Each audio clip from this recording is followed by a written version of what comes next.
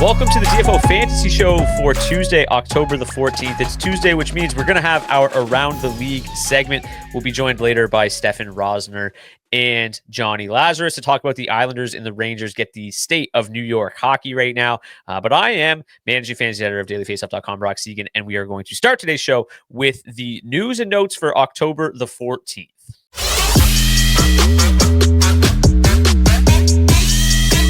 First, Jack Roslovich will make his Oilers debut against the Rangers tonight. He's going to start on the second line with Ryan Nugent-Hopkins and Matt Savoy. The Oilers will also shuffle things around a little bit, moving Andrew Mangiapane up to the top line with Connor McDavid and Leon Draisaitl.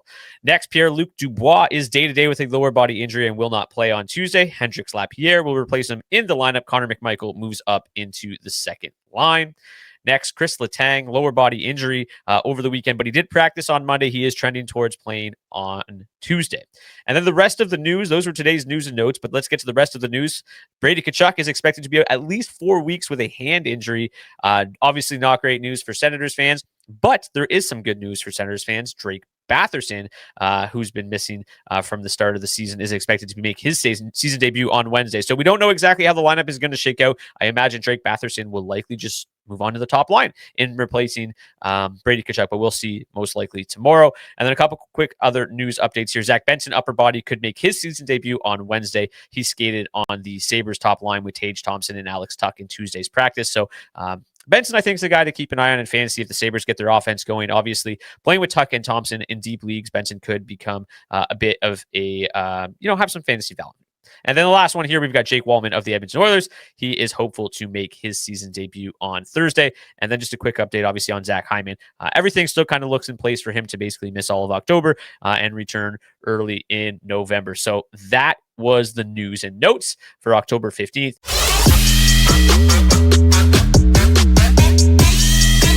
I'm now joined by Stefen Rosner of NHL.com and the Almonters, and also joined by Johnny Lazarus of Daily Faceoff and Morning Cup of Hockey. How's it going, gentlemen? I can't believe you said his name first. I wrote it down first. I'm doing great. Thank you very much. No problem. So obviously the state of New York right now, both the Islanders and the Rangers are in kind of different spots. The Islanders maybe still kind of trying to figure things out, just who they are as a team. The Rangers are a team that want to win now and, maybe are doing an okay job, but not a tremendous job. But Stefen, we'll start with you because I think, and Johnny, I actually heard you guys talking about it on Morning Cup yesterday. Matthew Schaefer has obviously been incredibly impressive through 3 games, points in each of his first 3 games, logging over 26 minutes in back-to-back outings, which is just absurd for an 18-year-old, and earning plenty of praise, obviously, from Patrick Waugh as well. He really looks the part of a top-tier NHL defenseman already. So, Stefen, I really just want to know, what is like a realistic ceiling to put on him this season? And can we reasonably expect him to continue to play these heavy minutes and power play one moving forward? Like, the one thing I caution people, at least from a fantasy perspective coming into the season, was it felt like if Tony DeAngelo is on power play one, why is Tony DeAngelo there? So now I'm just a little confused as what's going to happen with Schaefer moving forward. Yeah, 2 weeks ago, if you asked me this question, I would have said, temper expectations. He's going to play third pairing minutes. He's going to be on your second power play unit. But my God, over the last 3 games, he's earned his minutes. Like you said, back-to-back games with over 26. He was on the top power play quarterback yesterday. And I think that's where he's going to stick because the power play is cooking. They haven't scored a lot. However, they're dominating ozone time. When Schaefer has the puck, they just seem to always be in the offensive zone. He's got a knack for quarterbacking a top unit, walking that blue line. He gets shots. We had 12 shot attempts yesterday, handful of them on the power play. So, yeah, I think it's realistic to think that Schaefer is your number 1 quarterback going forward. And sure, maybe he lines up as your third pair, but there's going to be a lot of games where he's double shifting, leading the team in ice time every single night. So I think while he might not be a top line defender in how they line up, he's going to play top pairing minutes and be your power play quarterback. And I know it doesn't matter for fantasy, but he's getting penalty kill minutes as well. So he can do everything but play goalie, but I'm sure he can make a few saves if they put him on with the goalie pads on. Laz, you caught some shit on Morning Cup yesterday for being a little bit sunny and rainbows here with Schaefer. What are your thoughts just from an outsider perspective? I mean, I'm sunny and rainbows with everything, I think. But for me, and I actually kind of went at Randy Workman in our chat, actually, like a very loyal listener to our show. And he said, can we relax about Matthew Schaefer? It's only been 3 games. And I'm saying, like, why do we have to relax? Why can't we just appreciate and almost celebrate what those first 3 games have been. Like, when have you seen an 18-year-old defenseman step in right after being drafted and have the impact that Schaefer is already having? I've never seen it. I know people love to point at Rasmus Dahlin and say that like his rookie year was great, but not his first 3 games. So for this kid to step in and not only just own the spotlight on the ice, but also embrace it away from the ice. Like, Stefen's done some incredible interviews with him, his father, his brother. And I think we're getting to know who Matthew Schaefer is as a person. And, I felt I was very wrong for saying he wouldn't be ready to step into the NHL, but history has shown no 18-year-old is ever really ready. So I just wanted to be quick to the trigger to admit that this kid is special. And that was the only thing I was trying to prove. And, maybe he looks different in January, but these first 3 games have been spectacular, and I think he deserves all the praise in the world for it. Yeah, I think it's so interesting. Like, playing 26 minutes, it's like, okay, yeah, that's kind of a one-off, and then just does it again. And you're like, okay, this is real. You said people want people to relax a little bit on Schaefer. One thing I can't relax on is Artemi Panarin. He was somebody that I was extremely high on in fantasy coming into the season, but he's off to a really slow start. No goals, just a couple of assists through 4 games. I want you to tell me that I shouldn't be worried because a lot of people are already giving me shit for it. Is Panarin going to be okay? The one thing that stands out to me, I think he's got like 22 shot attempts in 4 games, but only 6 have hit the net, which is bizarre. Yeah, I mean, I don't know if you should be worried, but you definitely shouldn't be confident. And the reason why, and again, I'm not trying to like be dramatic or anything, but Artemi Panarin's a very East-West player, and I think Mike Sullivan is trying to establish a very North-South game. Lots of straight line play. The punt and hunt is what he calls it, similar to what the Florida Panthers have done, where defensemen, if they're in trouble, they're kind of flipping the puck out and having the forwards try to skate into it and win a 50-50 battle. And that's not really Panarin's game. He's a guy who likes to carry the puck through the neutral zone, enter the blue line with speed and with poise, and maybe do a cutback, hit the second wave of offense, or just kind of make those cross-seam passes to a guy like Lafreniere. But right now I feel like Panarin has been a little bit too much on the outside the first 4 games, and I think it shows with the fact that, to your point, Brock, I think he said 6 shots on goal. Also, I think the Rangers' power play has not been clicking as good as it could be in the early parts, and I think the power play obviously runs through him. Even though Adam Fox is the quarterback, it really flows through Panarin on his strong side flank. So, it's a slow start. Last year, he got off to a hot start, but I don't think you'll see that like 100-point season from Panarin like you saw 2 years ago. He could flirt with more of like an 80-85. But he's been a guy who's produced north of a point a game every year he's been here. And, this is certainly going to be an adjustment for him just with the style of play that Mike Sullivan wants him to play. Doesn't make me feel ultra confident, but hopefully things turn around. I know fantasy managers are obviously a little bit nervous about Panarin, but they're definitely nervous about Ilya Sorokin. It's an 0-3-0 start, a 418 goals against average, an 854 save percentage. But I think it's not really fair to put it all on him. The Islanders ranked dead last in expected goals against per 60, over 5 expected goals against per 62. That's per Sports Logic. So he's faced the most inner slot shots of any goalie in the league. Despite that, though, he's still playing okay. He's still top 10 in goals saved above expected. So I went back and watched every single goal that Ilya Sorokin's given up this year, and about 7 of the 12 were like high grade A breakaway chances. A couple he probably should have had. But Steph, from your perspective, like, what can Sorokin do himself to be a little bit sharper? And also, what adjustments do the Islanders need to better insulate him? Yeah, I think there's a lot of times where Sorokin's being a little too deep in his crease right now. I think I'm not going to say it's a lack of confidence in his defense. I don't want to speak for him, but, watching him, there's a lot of scrambles in front. I think he's trying to sit back. He's very good down low and trying to work his way out. If he's maybe a little more aggressive, he might make some more saves. Did the same thing you did actually this morning. And I think 2.5 to 3 goals, he definitely wants back. I mean, this is an elite goaltender. You want him to come up more. He hasn't made those clutch saves when the teams needed them. He's made clutch saves when they've been losing to keep them close, but not when they need it. So I think the biggest thing for him is just play confident and also try not to anticipate as much. I think he's trying to make that second or third save and is just doing too much out there. He relies on his speed and skill, and I think he has to do that a lot more. Yeah, I mean, trying to do too much is probably an understatement the way they're playing in front of him. On the other side, Laz, Shesterkin is back to looking like his elite self after a down year last year. He's already right back in the, among the favorites for the Vezina and the odds. I think he's plus 450, Hellebuck's at plus 400. So they're neck and neck already after just a week of the season. Have you noticed anything in his game early on that makes you think like, okay, Igor is back? Are we talking Vezina 3 games in, 4 games in? Is that what we're doing right now? I mean, it went from Hellebuck being the overwhelming favorite to being like, okay, you know what, this is actually a competition. I think we maybe forgot about Igor and just how good he is a little bit. Yeah, I think one of the bigger things that's been noticeable in the first few games is slot chances that the Rangers have not given up nearly as much as they have, in previous years. I think that was a big reason why I personally justify the $11.5 million that he signed last year, because of the noise, I guess, or the lack of a better term, quality chances that he faced night in, night out. Like, not only is he one of the best goalies in the NHL, but he also puts up with the most crap of any other starting goalie in the NHL. But I don't know. The Islander, he gets crucified. Sorokin gets crucified by Islander fans on the regular. But he's not.